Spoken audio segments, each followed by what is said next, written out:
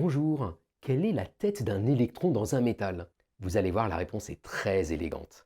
Alors l'électron dans un métal, on pourrait imaginer que c'est une petite bille qui fait du flipper entre les atomes. Pas du tout. La physique quantique vous dit que l'électron est une onde.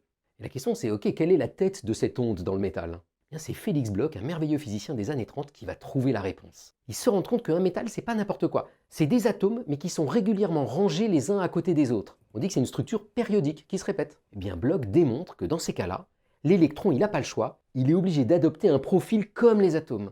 Autrement dit, l'onde de l'électron, elle peut avoir des formes très sophistiquées, mais elle doit se répéter régulièrement avec la même période que les atomes. Et donc ça vous donne une onde par exemple qui a cette tête-là, vous avez vu? Le truc incroyable, c'est que cette onde, elle peut se répandre dans tout le métal, et surtout, elle va traverser les atomes comme s'ils n'étaient pas là.